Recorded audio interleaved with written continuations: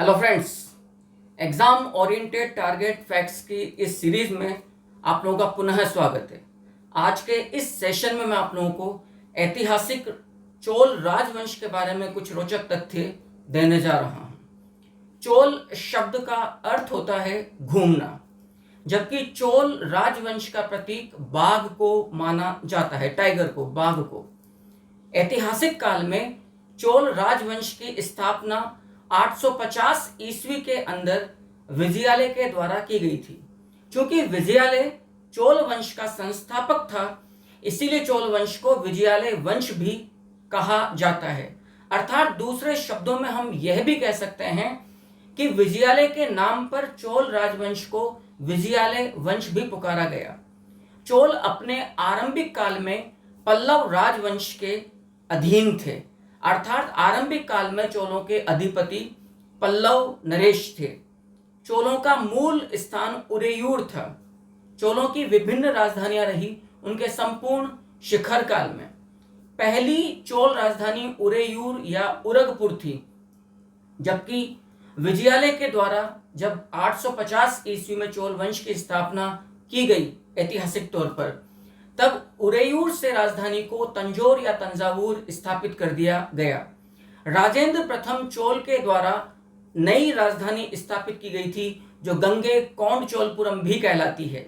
याद रखिएगा, अशोक का 13वां पृथक शिलालेख, जिसे कलिंग शिलालेख के नाम से भी जाना जाता है, उसके अंदर हमें चोल राजवंश का पहला ऐतिहासिक अभिलेखीय साक्ष्य प्राप्त होता है।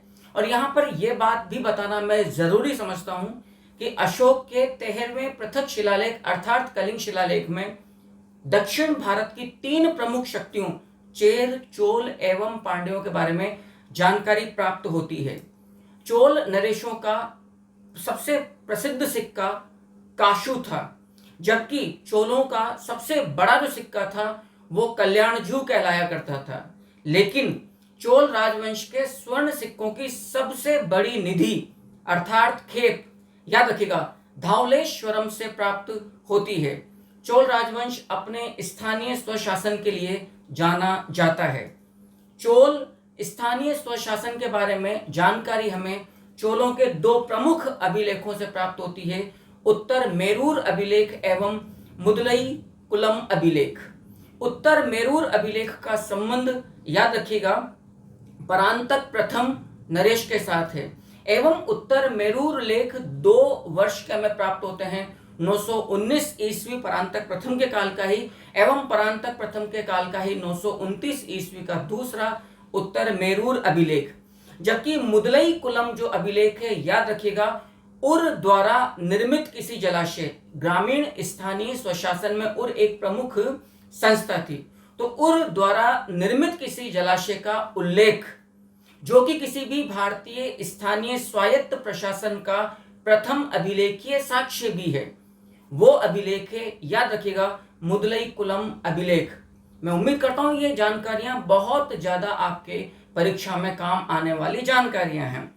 चोल राजवंश के स्थानीय स्वशासन में 2 ग्रामीण संस्थाओं की प्रमुखता से चर्चा होती है।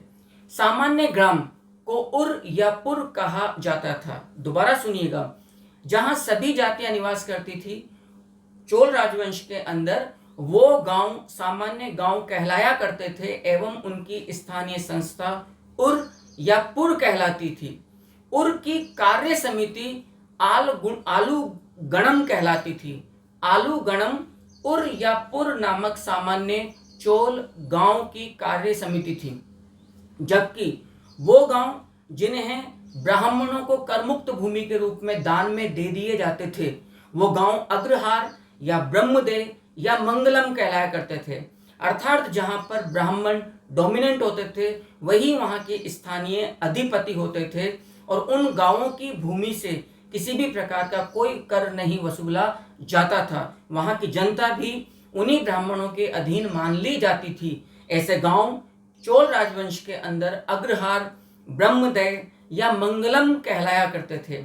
इनकी जो प्रमुख स्थानीय संस्था थी, जो सभा इनका स्वशासन करती थी, वो सभा या महासभा या पेरुंगुर्री कहलाया करती थी। याद रखिएगा, सभा या महासभा या पेरुंगुर्री विशेष तौर पर ब्राह्मणों को अग्रहार के रूप में दिए गए करमुक्त भूमि या गांव में स्थानीय स्वशासन के रूप में जानी जाने वाली संस्था थी। सभा या महासभा या पेरुंगुर्री की जो कार्यावधि हुआ करती थी वो मात्र 3 वर्ष के लिए होती थी, जबकि सभा के सदस्य, याद रखिएगा, पेरू मुक्कल कहलाया करते थे। पेरू मक्कल सभा या महासभा या पेरुंगुर्री नामक ब्राह्मण गांवों की सभा के सदस्य कहलाया करते थे। जो सभा या महासभा होती थी वो कई प्रकार की कार्य समितियों के माध्यम से कार्य करती थी। इनमें सबसे प्रमुख जो कार्य समिति थी वो महाजन थी। याद रखिएगा, महाजन का मतलब क्या निकल रहा है कि जो ब्राह्मण की सदस्यता वाली प्रशासनिक संस्था है, क्योंकि महाजन सभा या महासभा का संचालन भी 2 प्रमुख समितियां, जिन्हें कार्य समितियां कहा जाता था, के द्वारा किया जाता था। सभा या महासभा के अंदर मात्र ब्राह्मणों की सदस्यता वाली जो प्रशासनिक संस्था थी वो महाजन कहलाया करती थी, जबकि सभा या महासभा की सामान्य कार्य समिति वर्णम या वारियारम कहलाया करती थी। वर्णम या वारियारम के अंदर जो नियुक्त अधिकारी होता था वो वारियर कहलाता था, जबकि वारियप्पे रूप मक्कल, दोबारा सुनिएगा, वारियप्पे रूप मक्कल वारियर द्वारा नियुक्त सदस्य कहलाया करते थे। पुनः सुन लीजिएगा, सभा या महासभा की कार्य का संचालन 2 प्रमुख कार्य समितियां करती थी। महाजन सभा की वो प्रधान संस्था थी जिसके सदस्य मात्र ब्राह्मण हुआ करते थे, जबकि वारियारम या वर्णम सामान्य कार्य समिति थी जिसका अधिकारी वारियर कहलाता था एवं वारियर द्वारा नियुक्त सदस्य वारियप्पे रूप मक्कल कहलाया करते थे। अब याद रखिएगा, सभा या महासभा की भी कई प्रकार की उप समितियां थी जिनके माध्यम से सभा या महासभा अग्रहार या मंगलम या ब्रह्मदेव नामक ब्राह्मणों को दी गई करमुक्त भूमि का कार्य संचालन करती थी। सभा या महासभा के अधीन भी कई प्रकार की उप समितियां थी जिनके माध्यम से सभा या उपसभा मात्र ब्राह्मण को प्रदान की गई दान मुक्त भूमि का कार्य संचालन करती थी। ये उप समितियां कई प्रकार की थी। इनमें प्रधान थी तोट्टवारियम।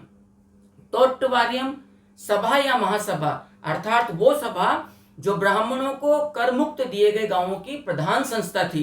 तो याद रखिएगा, सभा या महासभा अपनी उप समिति तोट्टवारियम के माध्यम से उद्यान के संचालन का कार्य करती थी। यानी कि सभा या महासभा की उद्यान समिति तोट्टवारियम कहलाया करती थी, जो गांव में मंदिरों से संबंधित जितने बगीचे बाग होते थे उनका रख रखाव का कार्य उसका हुआ करता था। इसी प्रकार से एक और उप समिति थी एरीवारियम। एरीवारियम को तड़ाग या जलाशय समिति भी बोला जाता था। जलाशयों का रख रखाव करना, उनके पेयजल की व्यवस्था करना, उनके द्वारा काम में लिए जा रहे जल का सिंचाई के रूप में कार्य है या पेयजल के रूप में, उन सब का लेखा जोखा जो उप समिति करती थी वो एरीवारियम कहलाया करती थी, जो गांव के निवासियों से एरी आयम नामक कर भी वसूलती थी। पौनवारियम एक और अन्य उप समिति थी जिसे स्वर्ण समिति भी कहा जाता था। याद रखिएगा, पौनवारियम गांव की मुद्रा का नियमन करने वाली उप समिति थी। आप सोचिएगा, चोल राजवंशों ने अपने अधीन स्थानीय स्वायत्त शासी संस्थाओं को कितने अधिकार देके उनको कितना प्रभावशाली स्वायत्तता प्रदान कर दी थी।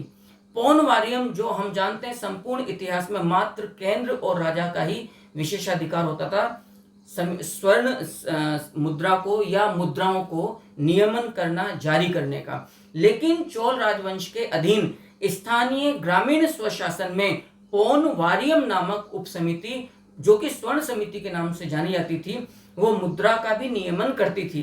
पंचवारियम एक और उप समिति होती थी जिसके माध्यम से सभा या उपसभा संपूर्ण, याद रखिएगा, सभा या महासभा, माफ करिएगा, सभा या महासभा अपनी उप समिति, याद रखिएगा, पंचवारियम के माध्यम से संपूर्ण गांव की भूमि का लेखा जोखा, रिकॉर्ड, उसका संचालन किया करती थी। उदासीन वारियम एक और समिति थी जो गांव में आने वाले विदेशियों या सन्यासियों की देख रेख करती थी। दोबारा सुनिएगा, उदासीन वारियम के माध्यम से सभा या महासभा गांव में आने वाले विदेशियों या सन्यासियों का पूरा रिकॉर्ड रखा करती थी। याद रखिएगा, अन्य एक और प्रमुख उप समिति है जो कि न्याय का कार्य करती थी, जो न्यायतारवारियम कहलाया करती थी। न्यायतारवारियम का कार्य गांव के अंदर विवादों को, मुकदमों को निपटाकर संबंधित लोगों को न्याय प्रदान करना होता था इसका कार्य। कोयल वारियम एक और उप समिति थी। दोबारा सुन लीजिएगा, कोयल वारियम नामक समिति मंदिर प्रबंधन का कार्य करती थी। मंदिरों के अंदर रख रखाव, कितना पैसा आ रहा है, अक्षय निधि किस प्रकार की है, कौन कौन लोग इससे जुड़े हुए हैं, जो भी वहां पर दान पुण्य के कार्य होते थे या सार्वजनिक कल्याण के जो कार्य मंदिर से संबंधित किए जाते थे, उन्हें कोयल वारियम नामक उप समिति करती थी। सभा या महासभा की एक और प्रमुख उप समिति थी जो गण वारियम कहलाया करती थी, जो संपूर्ण गांव का या ग्राम का कार्य रखती थी, अर्थात ग्राम समिति के रूप में गण वारियम नामक एक और उप समिति थी। महाजन एक और उप समिति थी जो असल में ब्राह्मणों से संबंधित प्रधान कार्य करती थी। याद रखिएगा, राजराज प्रथम के पश्चात एक और समिति थी जो समाप्त हो गई थी, मूल पुरवैरियम। याद रखिएगा, जो कि राजराज प्रथम के बाद समाप्त हो गई थी। इस प्रकार से संपूर्ण भारतीय इतिहास में चोल राजवंशों ने अपनी स्थानीय ग्रामीण संस्थाओं को न केवल स्वायत्त शासी बनाया, जबकि सर्वाधिकार सत्ता संपन्न भी बनाया था। और इस तरह के नजीर संपूर्ण भारतीय इतिहास में हमें किसी भी शासन के, किसी भी राजवंश के और दौर में देखने को नहीं मिलती है। यदि इस एपिसोड में दी गई जानकारी आपको पसंद आई है तो प्लीज चैनल को लाइक कीजिए, सब्सक्राइब कीजिए और इसी प्रकार के रोचक तथ्यों की जानकारी को निरंतर प्राप्त करने के लिए अपने साथियों को जोड़िए और कमेंट प्लीज अवश्य कीजिएगा। Thank you.